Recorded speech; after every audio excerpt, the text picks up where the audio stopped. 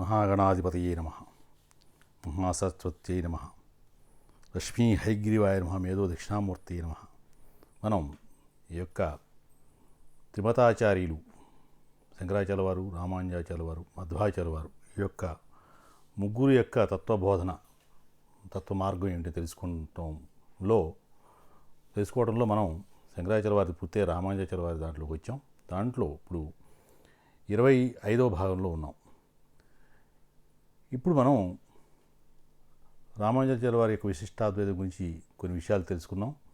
అయితే ఆయన్ని భగవత్ రామానుజుల వారు అని పిలుస్తారని, సాక్షాత్ భగవంతు రూపం అని, అసలు 1000 శిరస్సులు గలటువంటి 2004 లేనటువంటి శ్రీరంగనాథుడు, శ్రీ మహావిష్ణు యొక్క మరి పానుపోయినటువంటి శేషుడు, ఆ శేషు యొక్క అవతారం రామానుజుల వారని అసలు చెప్పడం జరిగింది.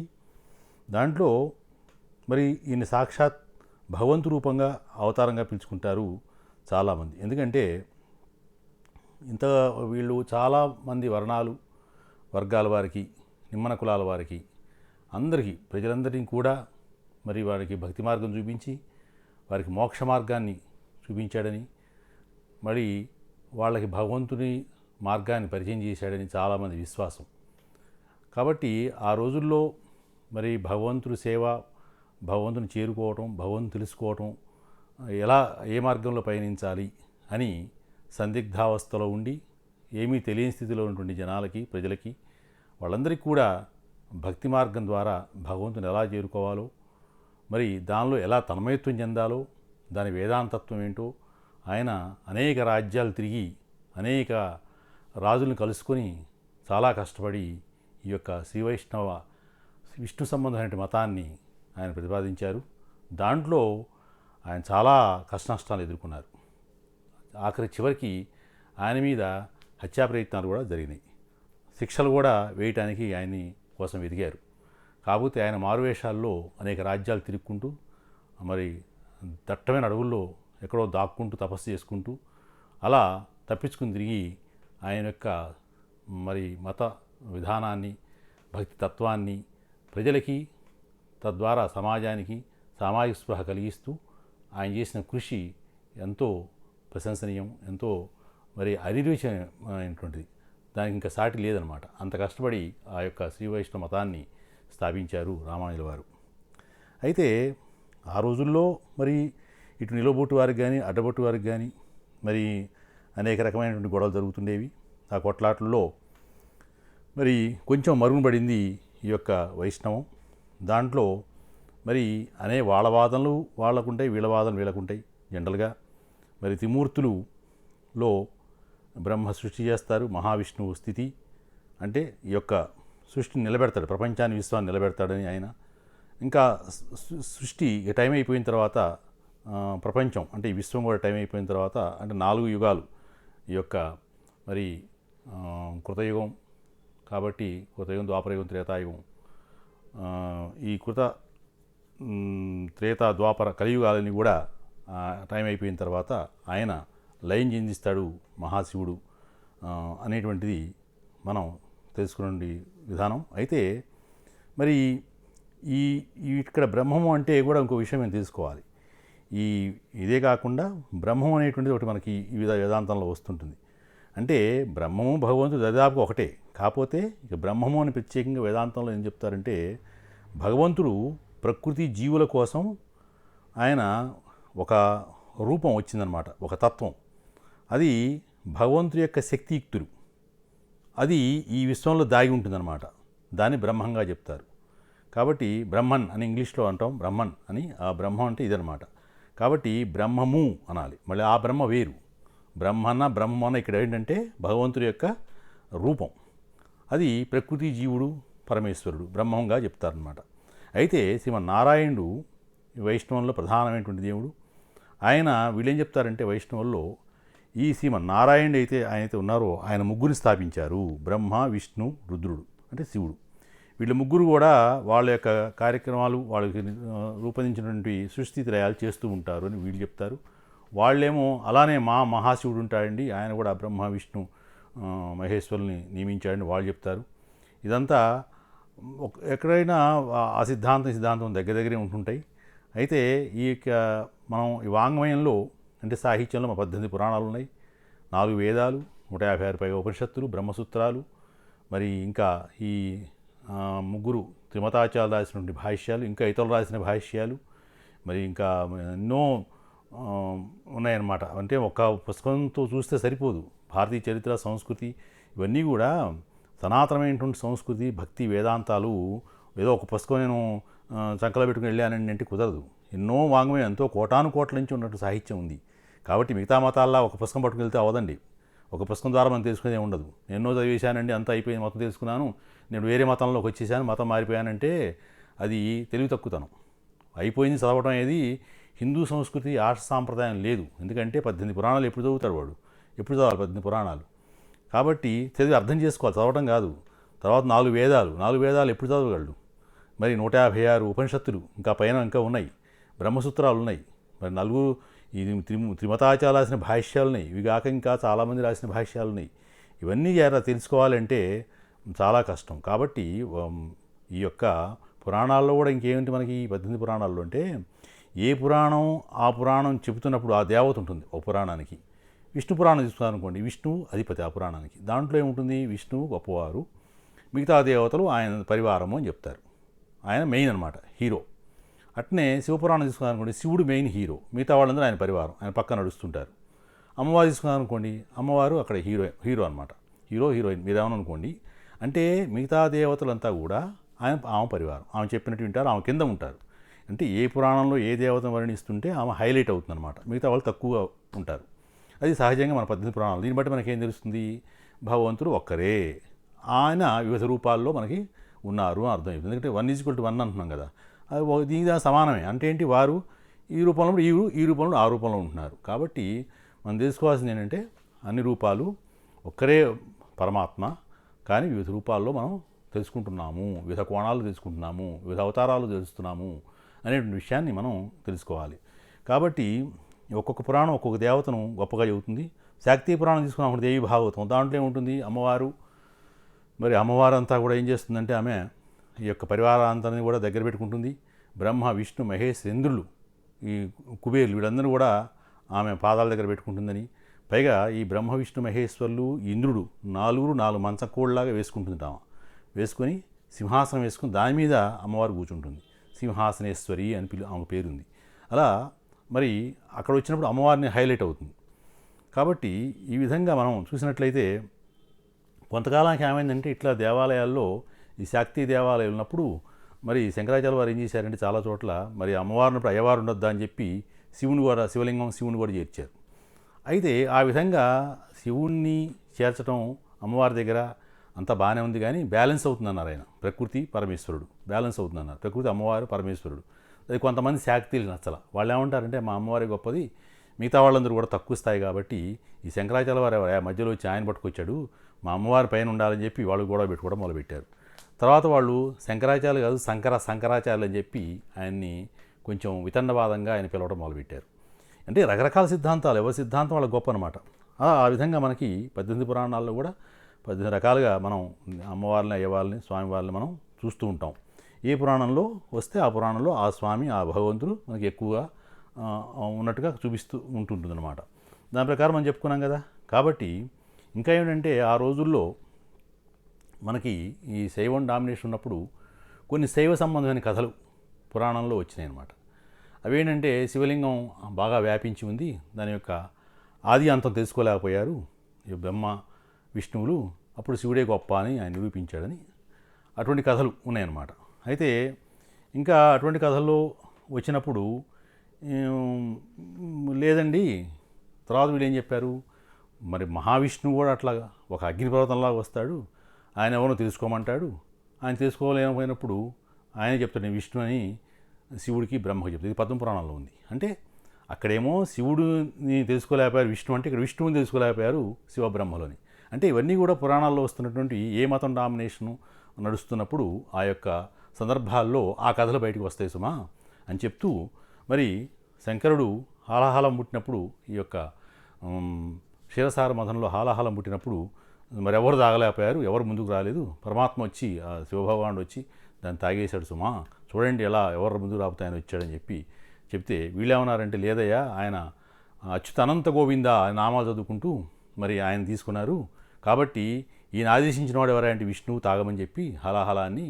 కాబట్టి విష్ణువు గొప్పతనం మీరు చెప్పడం లేదు, ఎంతసేపు మీ సేవనలో శివుడి కథలు చెప్తూ ఉన్నారు అని చెప్తూ, పైగా విష్ణువు కూర్మావతారం ఎత్తి వీపంతా నల్లగొట్టుకొని ఆ పర్వతం మీద పెట్టుకొని ఉండలేదు ఆయన. కాబట్టి మా విష్ణు గొప్ప అని వాళ్ళు, మా విష్ణువు తాగమంటేనే తాగాడు మీ శివుడని వీళ్ళు. ఇట్లా శివుడి కథలు కొన్నాళ్ళు విష్ణు కథలు వ్యాప్తిలో రాకపోవడం, విష్ణు కథలు వ్యాప్తిలో శివుడి కథలు కొన్ని వ్యాప్తిలో రాకపోవడం, ఇలా కొన్ని మతాల మధ్య ఘర్షణలు జరిగి అలా జరిగినాయి. కానీ భగవంతుడు శివకేశవులకు భేదం లేదు అని తర్వాత తెలుసుకున్నారు. యొక్క శివకేశవులు ఒకటే భగవంతుడు వివిధ రూపాల్లో ఆయన యొక్క పనులు చేస్తున్నారు సుమా అని వీళ్ళు తెలుసుకోవడం జరిగింది. కాబట్టి ఇంకా మనం చూసినట్టయితే భవిష్యత్ పురాణం ఒకటి ఉంది. ఆ భవిష్య పురాణంలో దాంట్లో కూడా ఏముందంటే ఈ ప్రళయకాలంలో మొత్తం మునిగిపోతే ఈ విష్ణు క్షేత్రం ఒకటి మిగులుతుంది, విష్ణు క్షేత్రం చెప్పకుండా శివక్షేత్రం కాశీ మిగులుతుందని చెప్తుండేవారు అని. అయితే ఈ ఇటీవల వినిపిస్తుంది అన్నమాట ఇది. మరి ఇది ఎంతవరకు అనేది చూడాల్సింది ఉంది. అయితే భవిష్య పురాణంలో ఉందని తెలిసింది. ఆ భవిష్య పురాణంలో ఏంటంటే ఈ యొక్క మన ప్రళయకాలంలో కూడా మునిగిపోయినటువంటి విష్ణు క్షేత్రం ఉంది అని చెప్పి చెబుతున్నారు. అది ఎంతవరకు మరి అనేటువంటి చూడాలి. ఆ విధంగా ఒకరు కూడా దానికి మరి పోటీలు పడి ప్రచారం చేసుకునే సందర్భాలు ఉన్నాయి. కాబట్టి ఇవన్నీ అట్లా ఉంచితే మనకి ఒకటే భగవంతుడు వివిధ రూపాలు, కాకపోతే వివిధ రూపాల ఆరాధన నియమాలు, ఆరాధనా సంబంధమైనటువంటి పద్ధతులు, తర్వాత వేదాంతత్వంలో కూడా అర్థం చేసుకునేటువంటి బాటలు వేరున్నాయి. బాటలు వేరైనా కూడా చేరుకునే ధ్యేయం ఒకటే, భగవంతుని చేరుకోవటం అనే సిద్ధాంతం మనకి చెప్పబడి ఉంది. దీంట్లో చూసినట్లయితే మనం ఈ విధంగా శంకరాచార్య వారు, రామానుజులు, మధ్వాచార్య వారు మన భక్తి సిద్ధాంతంలో వేదాంతత్వాన్ని తీసుకొచ్చి రకరకాలుగా మార్గదర్శకత్వం చేసిన వారు. ఆ విషయంలో మనం ఈ శంకరాచార్య వారి తత్వం తెలుసుకున్నాం. రామానుజ వారి తత్వంలో మరి జీవేశ్వరులు ఒకటే అంటే పరమాత్మ కూడా బంధమోక్షాలు సుఖదుఖాలు ఆపాదించవలసి వస్తుందా? ఎప్పుడు మన జీవేశ్వరులు జీవుడు భగవంతుడు ఒకటే అంటే ఆయనకు కూడా దుఃఖాలు ఉంటాయి, ఆయనకు కూడా సుఖాలు ఉంటాయని చెప్పాల్సి వస్తుంది. అంచేత ఏంటంటే ఈ శాస్త్రాల్లో జీవుడు భగవంతుడు ఒకటే అని అనిపించే వ్యాఖ్యలు కానీ వాక్యాలు కానీ ఉంటే వాటిని మనం సమన్వయం చేసుకోవాలి. ఎందుకంటే జీవుడు ప్రకృతి విశేషణాలు, పరమాత్మ విశేషము అవి విశేషణాలు అని చెప్పుకోవాలి మనం. అయితే ఇక్కడ ఏమవుతుందంటే ఈ విధంగా ఈ ముగ్గురికి విశ్వంలో ఒక విశిష్టమైన ఐక్యత ఉంది. అయితే అది సారూప్యమైనటువంటి ఐక్యత కాదు. అది ఏమిటి అంటే మనం చెప్పుకున్నాం, ఎలక్ట్రాన్, ప్రోటాన్, న్యూట్రాన్ 3 ఉంటాయి. కానీ 3 తిరుగుతూ ఉంటాయి, ఎలక్ట్రాన్, ప్రోటాన్, న్యూట్రాన్ అణువుల్లో. ఇలా జీవాత్మ పరమాత్మ స్వరూప స్వభావాలను, వారి మధ్య భేదాన్ని విశిష్టాద్వైతం వివరిస్తుంది. ఎట్లంటే ఎంతటి అద్వైతైనా కూడా అద్వైతవాదం ఉన్నవారు వారు ఏం చేస్తారంటే భగవంతుని ప్రార్థించేటప్పుడు ఎట్లా చేస్తారు, తాను వేరని, భగవంతుడు మహా గొప్పవాడు, మహత్తులు గలవాడని, ఆల్మైటీ అంటాం, అన్ని సర్వశక్తులు గలవాడు. అంటే ఆ యొక్క వేరని, భగవంతుడు వేరని ఆయన ఉత్కృష్టనే భావంతో మనం పూజ చేస్తుంటాం కదా. అంచేత ఏంటంటే సిద్ధాంతపరంగా మరి అద్వైతవాదం అయినప్పటికీ కూడా వ్యవహారంలో చూస్తే అందరూ కూడా విశిష్టాద్వైతులే అని అంటారు ఈ వైష్ణవ మేధావులు, వైష్ణవ అగ్రగణ్యులు. అయితే ఇందులో కొంత నిజం ఉంది. ఎట్లంటే తత్వమసి, ఎవరు చెప్పినా తత్వమసి గురించి చెప్తుంటారు. మనం ఇప్పుడు కొత్తగా చెప్పే ప్రవచనాలు చెప్పేవారు కానీ, పీఠాధిపతులు కానీ, పెద్దవాళ్ళు కానీ, భక్తి మార్గంలో ఉన్నవారు అగ్రగణ్యులు వాళ్ళంతా కూడా ఏం చెప్తారంటే తత్వమసి దగ్గర చాలా రకాలుగా చెప్తుంటారు. ఈ చాందోగ్య ఉపనిషత్తులో తత్వమసి అంటే ఆ బ్రహ్మము నీవే ఉన్నావు, జీవాత్మ పరమాత్మకు భేదం లేదు అని గట్టిగా చెప్పినట్లుంది. అయితే గట్టిగా చెప్పినట్లుంది. కానీ జీవాత్మ పరమాత్మ వేరని సిద్ధాంతీకరించడం కానీ మరి అది శృతి విరుద్ధం, అది వేద విరుద్ధం అవుతుంది కదా అని జటిలమైన ప్రశ్న కూడా మనకు ఉదయిస్తుంది. దీనికి సహేతుకమైన సమాధానం మరి చెప్పాలంటే చెప్తేనే విశిష్టాద్వైతం యొక్క పునాది నిలుస్తుంది. మరి వారేమంటారంటే విశిష్టాద్వైత సిద్ధాంతం ప్రకారం ఈ నామరూపాత్మకంగా అంటే ఎప్పుడైతే మనం ఈ నామరూపాత్మకంగా తీసుకుని సృష్టించబడిన జగత్తు ఉందే ఇది బ్రహ్మమునకు శరీరము.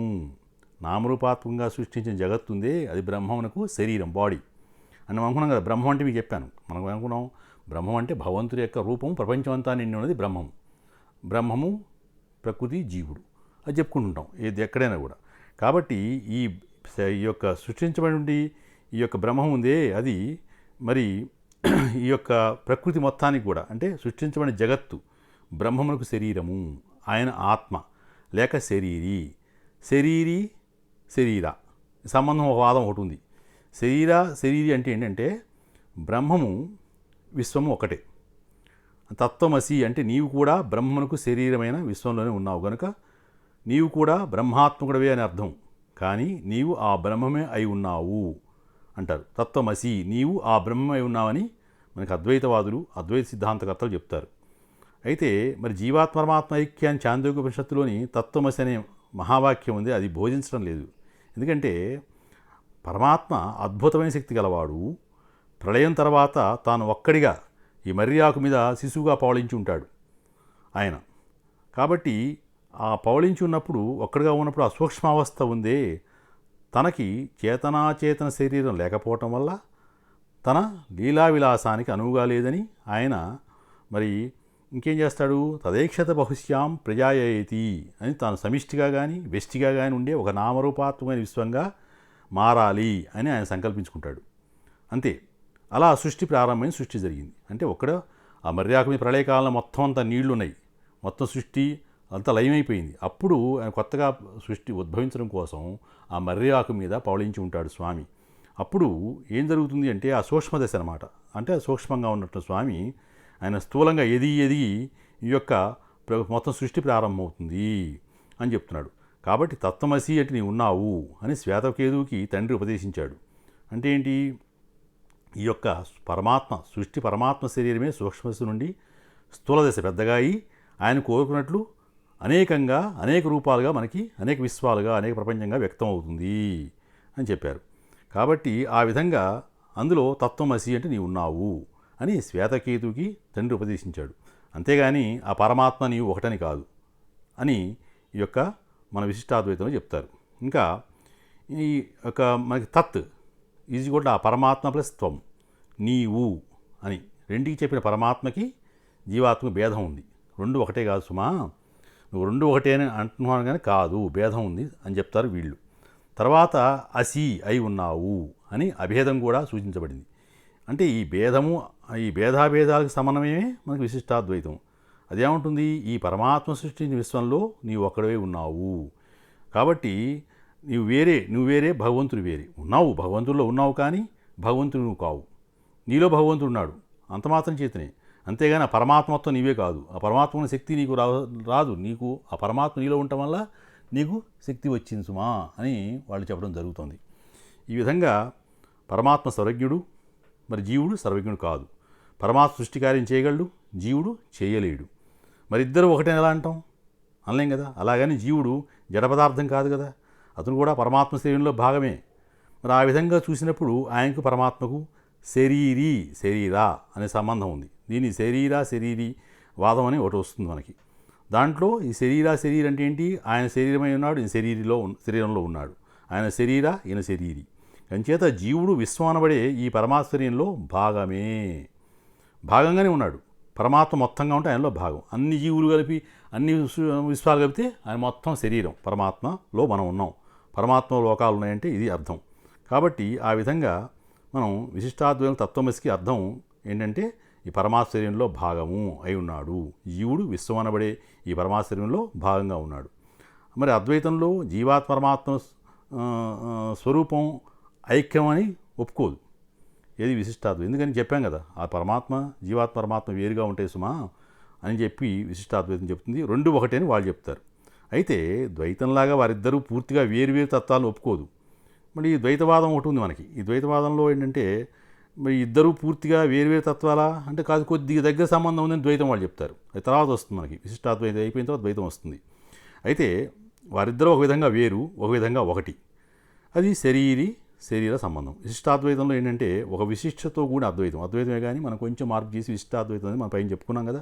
కాబట్టి అనేక అంశాలతో కూడిన వస్తువులో విడివిడిగా ఆ అంశాలన్నీ ఆ వస్తువుకు విశేషణాలు.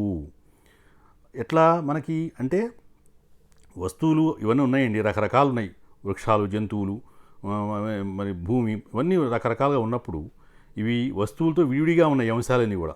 కానీ ఆ వస్తువు కొన్ని విశేష గుణాలు ఉంటాయి, చెట్ల కొన్ని గుణాలు ఉంటాయి, భూమి కొన్ని గుణాలు ఉంటాయి, పర్వతాలు కొన్ని గుణాలు ఉంటాయి, ప్రాణులు కొన్ని ఉంటాయి, ప్రాణం కానిటువంటి వాటికి కొన్ని ఉంటాయి. ఈ లక్షణాలని వేరువేరుగా ఉంటాయి. ఆ వస్తువు మొత్తం కూడా ఆ విశేషణాలతో కూడి విశిష్ట వస్తువు అవుతుంది. చెట్టు ప్రధానం, ఆకులు అప్రధానం. కానీ చెట్టుకు విశేషణాలు, చెట్టు విశేష్యం. ఇంకా ప్రకృతి జడం, జీవుడు ఎట్లా ఉంటాడు? సూక్ష్మంగా ఉంటాడు. మరి పరమాత్మ సర్వసముద్రైనటువంటి కర్త. ఈ మూడు చెప్పుకున్నాం చూసారా, ఈ మూడు కూడా పరమార్థికమైనటువంటి అంటే పారమార్థిక సత్యాలు అంటారు వీటిని. కాబట్టి మనకి ప్రకృతి జడము, జీవుడు సూక్ష్మము, పరమాత్మ సర్వసముద్రుడు, ఈ మూడు కూడా పారమార్థిక సత్యాలే. అంటే పరమాత్మ సంబంధమైనటువంటి ప్రకృతి జీవుడు విశేషణాలు, పరమాత్మ విశేష్యం. అంటే ఈ రెండింటితో కూడిన విశిష్ట పురుషుడు భగవంతుడే. కాబట్టి ఈ మూడు తత్వాలకు విశిష్టమైనటువంటి ఐక్యత చెప్పటం గొప్పతనం విశిష్టాద్వైతం వాళ్ళు భావించారు. కాబట్టి ఆ విశిష్ట వస్తువులో మనకి జీవుడు కూడా ఒక భాగము కనుక తత్వమసి అంటే విశిష్ట వస్తువులో అంటే పరమాత్మ చేసే సృష్టించబడిన విశ్వంలో నీవు కూడా భాగమే సుమా. కానీ ఆ విశిష్ట వస్తువు నీది కాదు, నీవు కాదు, అది తెలుసుకోమంటుంది విశిష్టాద్వైతంలో. ఈ విధంగా మనం రామానుజాచార్యుల వారి యొక్క కొంత వేదాంత భావనలు ఈ భాగంలో తెలుసుకున్నాం. మిగతా విషయాలు వచ్చేటువంటి 26వ భాగంలో తెలుసుకుందాం. స్వస్తి. శ్రీయ కాంతాయ కళ్యాణ నిధేర్ధినాం శ్రీవేంకటనివాసాయ శ్రీనివాసాయ మంగళం. మంగళం కౌసలేంద్రాయ మహనీయునాత్మని చక్రవర్తనుజాయ సార్వభౌమాయ నిత్యమంగళం. శ్రీమతే రామానుజాయ నమః. సర్వే జనాః సుఖినో భవంతు.